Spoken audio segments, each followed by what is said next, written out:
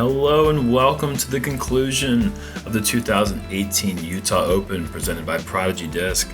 We've got Big Julie commentary today. Jeremy Koling, Paul Ulibarri, Paul McBeth.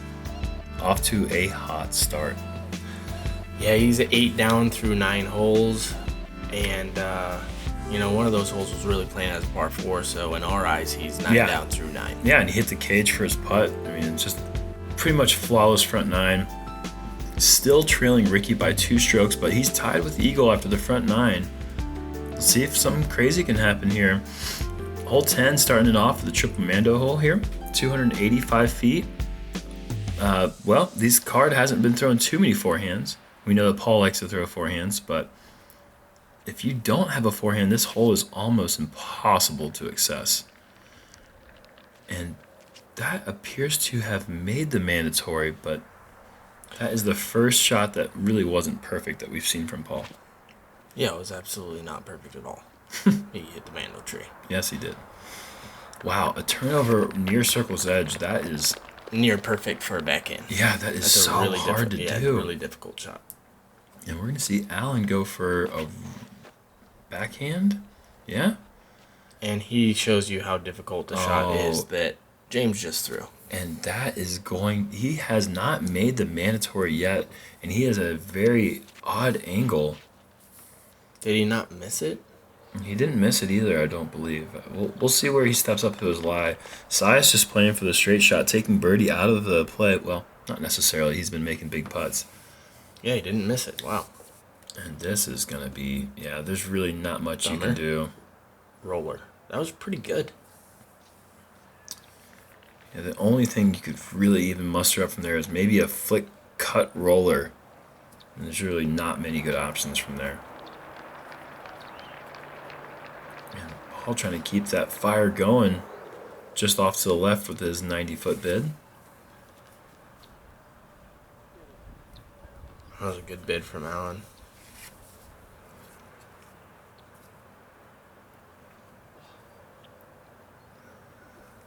Just a little miscue, it looked like, or a layup. I'm not sure which one that was. But James just outside the circle. Just a bit low. Left, yeah, just a little bit low and left, and we're going to have 3 pars and a bogey here. Yeah, and typically, like you said, this is more of a sidearm hole, so 3 backhands off the tee. It's really super difficult to get it close. I think James does about as good as you can do. Yeah, I remember last year Drew Gibson threw 3 turnovers and birdied it all 3 times, but that is a tall task. Hole 11, 303 feet here. We've got a mandatory right up here on this furthest left tree, and it forces players to throw that pinch shot between the net and this tree here. If you can hyzer in between 303 feet, you walk on to hole 12 with a birdie on hole 11. Right, a lot of people try to play off this fence as well and kind of ricochet towards the basket. And if you do hit one of these poles and you end up behind that barrier, you're still in bounds and taking me. Oh, wow. Whoa. Oh, wow. Is that? No. No, okay, that's not on the green. But that, Paul just threw 370 feet with a rock. Surprising miscue there from Paul. That's a mid-range that he just threw way past the basket.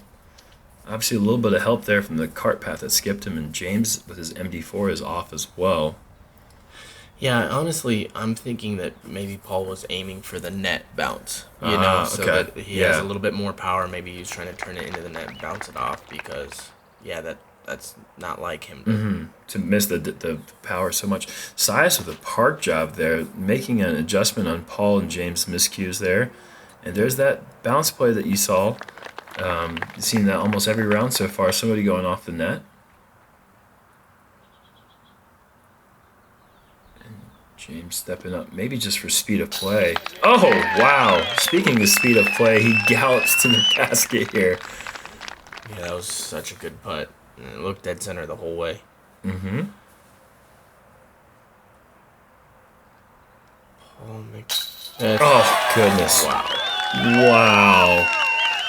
keeping this the hot round sizzling. I just love how his disc just doesn't wobble. It's just perfect, and he fists it in there. You know, he knew he was going in halfway out because his arm was already raised with the fist bump.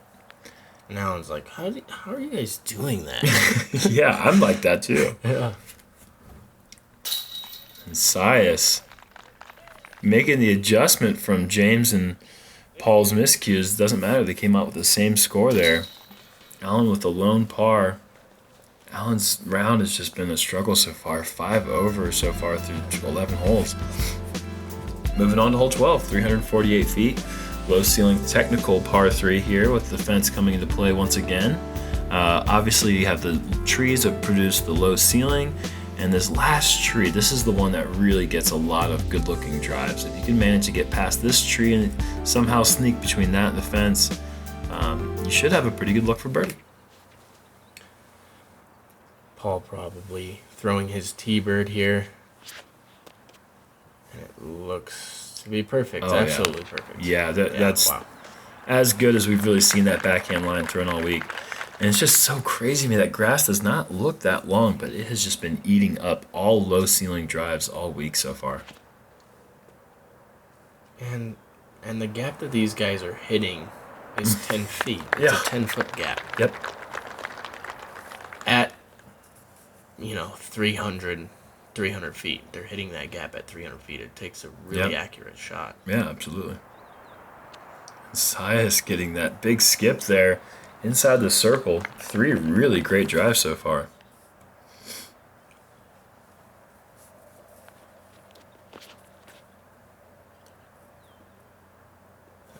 Just being, once again, just a little bit off his game today, and that high shot really has no chance of getting through there. But he's still within striking distance at Circle 2's edge. And he's going to have to settle for par. And James just made the same putt on the hole before. Let's see if he can keep the run going. And he does. Wow. He just hasn't stopped. Yeah. I haven't stopped running. He's just got to keep running from Greenbow, Alabama. Oh, and Sias, that's the shortest miss we've seen from him all day. He's been putting really well. And, it's 10 down through 12 of them. Wow. Yeah, clinic. Here's a clinic on how to putt. Oh, I thought he was going back. Oh, Sias, you. Put that bag back on, Sias. Quick. Nope, too late. Yep. Nope. Good putt.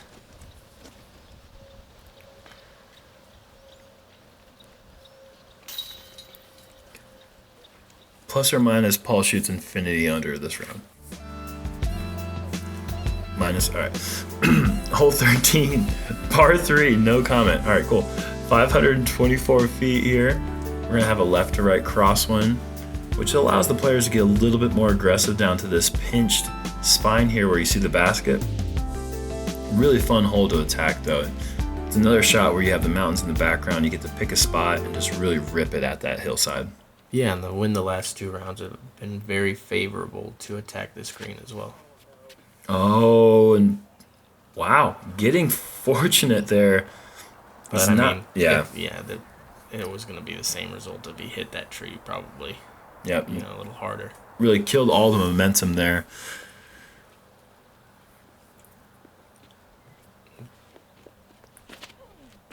And James just... Ooh. It's going to be close. It's going to be close playing with that left side. Yeah, that... just trickling. Once it gets onto that last bit of 5 to 10 feet there where it really slopes down pretty steep to the water, it's so hard for the disc to not just fall in on the edge. Sias throwing a, casually 400 foot. Yeah, just, keeping it in bounds. Yep. And Alan is just trying to make something work so far. He's just not quite clicking on all cylinders. I'm not so sure that Alan and Sias have the distance to get this one.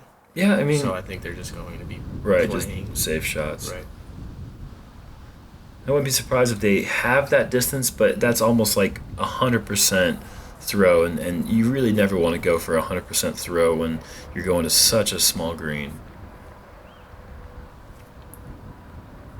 Well, the green's not that small, but behind it, it's small, short of it. Paul's like, I'm just going to make Are this one you- too. Oh, wow. Wow, I mean, it's so much fun when you see him in that beast mode. That basket's in danger. Well, that's crazy that like we have a zone that we get in, and he has beast mode. Yeah, anyone else, you're just like in the zone. Oh, he's in the zone. Nobody else gets in beast mode. No. There's only one player in the sport that gets in beast mode. No, I want to try it one time. It's not available for you, man. Sorry. Allen with a nice putt there for his par.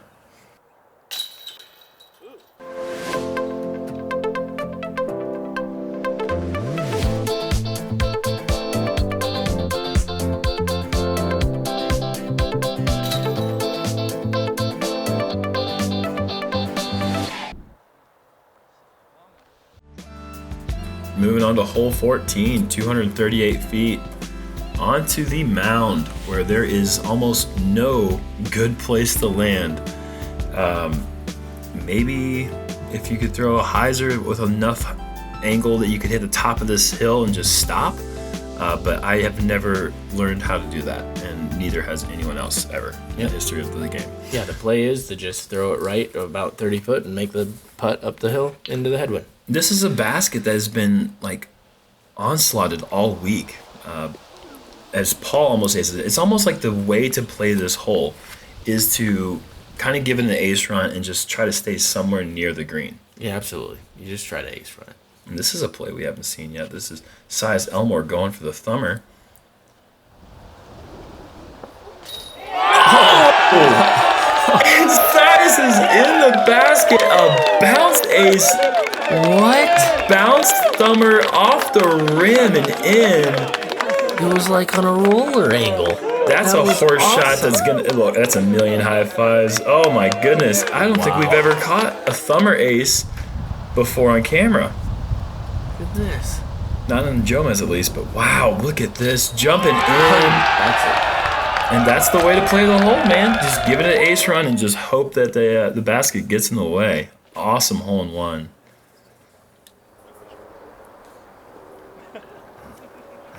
Allen throws a good shot, but Yeah, I mean, how do you follow that up? What else are you supposed to do? We've seen James with the turnover. This is a really technical shot, and he plays it really great. Yeah, just any shots from look at this. Oh, thank you. Oh, he didn't take a selfie. It doesn't even count. It counts. All right. You know Paul's running this. Oh, gosh. What a mean person to the basket he is sometimes. Yeah, that counts too. That is such a hard putt. It really is. Oh. And James high left. Not a putt that's going to stick on any basket. And Allen, yeah, that's more typically what you're going to see going on to this mound here. I mean, you just can't quite feel that wind rushing up the hill. It's coming left or right, and Paul just stared at the face of danger and just showed who the beast is, man. He's on one right now. Hole 15, par 4, 651 feet. Probably the hardest hole off the tee on the course, just because you have the water here on the right. Nobody wants to lose their disc, but to challenge the bulk of the fairway that you like to hit, I think I've seen one backhand drive all week stay in bounds. So if you have a forehand, which really only Paul has been showing the forehand today, that's the safest way to be in bounds. Yeah, even this, it looks like it's coming in too hot. And that's actually a really good shot. Yeah. The distance control is so tricky here, and Sias executes that tee shot to perfection. Yeah, that was really good. good touch. Disc was just out of energy coming in there. And then he's playing just the high spike hyzer. He's just wanting this to hit any sort of grass and then just die. Yeah, that's a great play. And you see a lot of people try to go for the big shot to cut off the most distance. Paul just going for the spike hyzer just to stop the disc's momentum right there on the spot. And wow, we've seen 3 backhand drives all land safe. It is saying quite a bit, actually. Yeah, they're saying that what we said before is false. Yeah, exactly. And this is a play I thought that we'd see more from players this week, and going for the mid-range play, and James playing with the wind there, using it as its friend, playing the turnover into the hillside. That is ideal. I'm going to say that there was only 3 cards that all made it safe. Like, that's incredible. Mm-hmm. It's really impressive.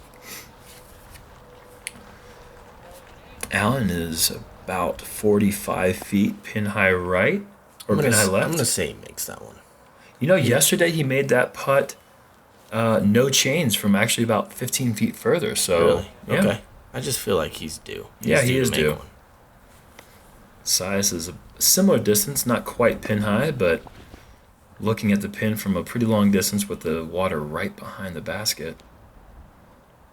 James going mid-range putter. Oh, and his drop in. Yeah, mid-range putter and then mini. I'm gonna mini. Mini drop in. Yep.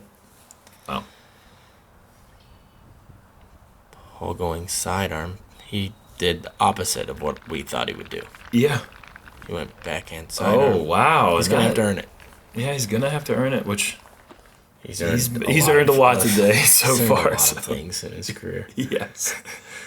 And Sias don't care about no water. Gives it a great run and stays in bounds. Let's see if you're right, Paul. Come on, Allen. Allen. Yes! Allen!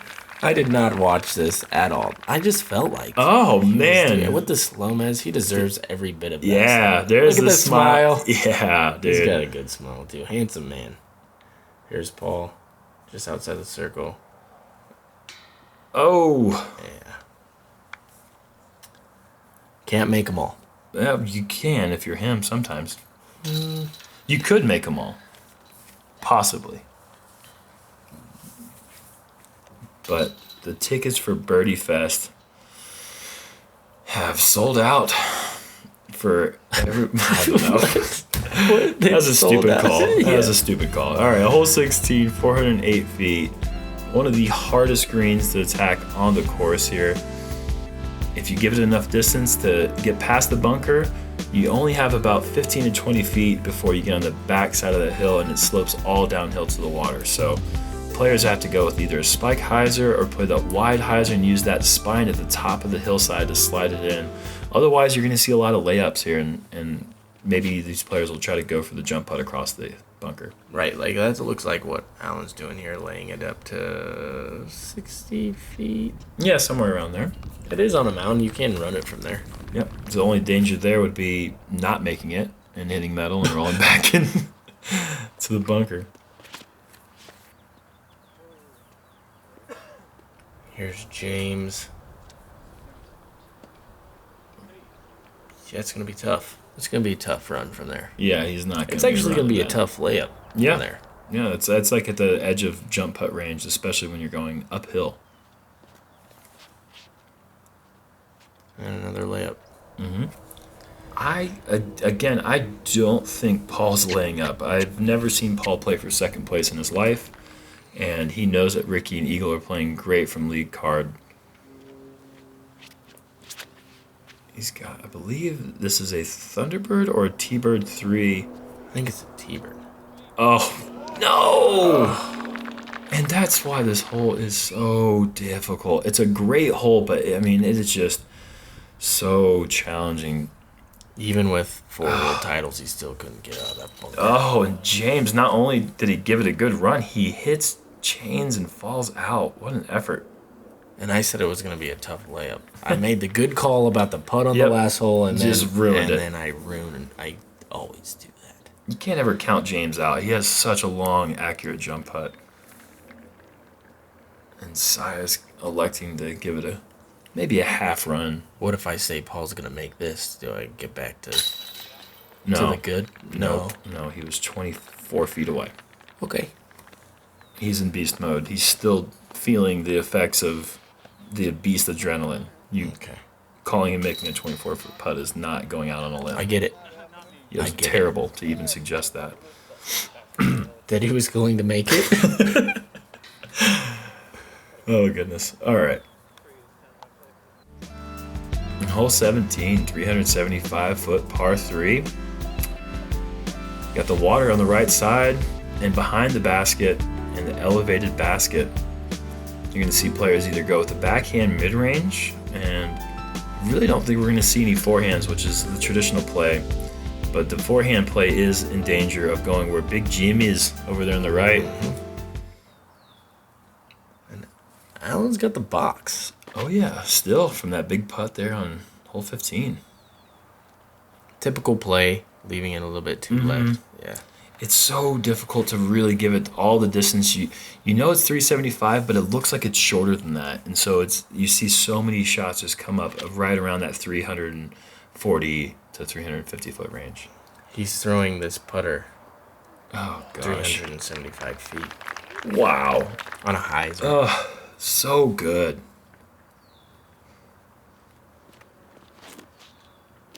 And Sias, this is heading straight towards the water. Big Jim. Oh, come on, Big Jim. Come on. Oh, maybe a floater? Nope. No, gone. Bye. The joke is that Big Jim and Big Germ are pronounced the same if you're from Australia. Right. What up, Big Jim? And Paul is inside the circle with the rock. DX rock there that he's been throwing quite a bit lately. Or the McPro rock, actually. It's not DX. Sias just doesn't lay up. No, he doesn't even know what that means. He just casually is the most aggressive player I've ever seen. Yeah. Oh, and sit down. And Jonathan Gomez giving him the thumbs up. Nice miss, man. What a humanitarian. Paul. And buckets. Keeping the momentum going. 12 under with one more hole to go. He says I get buckets. Yeah. And who's going to argue? Allen with a nice par save there. You like to see that.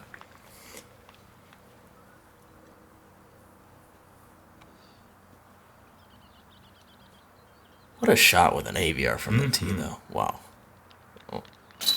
Only a few people on the planet can do that. Yeah, that would even think to do that. You know, I mean, like, it's a novel idea, I suppose, but to actually execute write books about that. Oh no, he did. Oh not. My God, we all just got dunked on. I just said Paul gets buckets. Sias says I get buckets. Oh my God, that's one of the best tap outs we've had all year. Somebody put together a compilation. On to hole 18, 207 feet. The situation for Paul is he knows that Ricky's throwing together a solid round. He's thinking hole in one or bust. Yeah. Yeah, he has one choice here. He needs to make it in one shot. And James is saying, can I just make it on the green? And the answer is yes. It's just crazy to me that he has such control that he can throw it 375 or I can throw it 200 feet. He didn't quite throw it 200 feet like he'd like. You know it. Oh, and it never really had a chance right out of his hand. Big Jim. Yeah, that's going to end Paul's chances at the title here at the Utah Open, but what an incredible round. Yeah, and he made it look so casual. Mm-hmm. Sit. Man, Allen's going to finish with an out-of-bounds tee shot here. Yeah, you can't help but just feel for him, you know? Mm-hmm. You know, we all have those rounds, and it's a solid shot for the most aggressive player in the world. Let's see if he runs that. Yeah, I think he might. And you know this guy's running this. I'll McBeth from 60. Oh, just. Ugh, what a round. And he knows, his chances are over. That's why he's probably not too excited about this 60-foot par save. But still an impressive putt. Yeah, that was a fun round to watch. Allen, just a bit low. I mean, to give that the distance it needs takes so much trust that you're going to hit the middle. Because if you airball that putt, you're out of bounds again. Yeah. And James maybe playing for position here, 14 under. A good effort there. He's going to stay up there on the hard-packed dirt. And Sias Elmore with the highlight ace on hole 14. Going to net him a top 3 spot on the SportsCenter top 10. So congratulations to him. That's an incredible feat. And a huge dunk on hole 17. Yeah, the dunk on 17 should have made SportsCenter, but I don't think it did. Well, there you go. Paul McBeth with an impressive round there. 20 under. James Conrad at 14 under. Great finish as well. But Ricky Wysocki, your 2018 and back-to-back Utah Open champion. Eagle McMahon taking second place. Paul taking third. And Austin Hannum rounding out the top 4. Thanks for tuning in this week to the 2018 Utah Open presented by Prodigy Disc. We'll see you guys at the Discraft Great Lakes Open. Hey everyone, Big Julie here, Jeremy Koling, joined by this guy, Paul Ulibarri. We just want to say thank you so much for making Jomez the most subscribed YouTube disc golf coverage. It means a lot to us. Paul, what do we got here? Subscribe, like the page, leave a comment below, and for your chance to win a Glow Rock 3. Yeah man, it's pretty late. What time do you think it is? It's gotta be 2 a.m. Let's go play a night round, baby.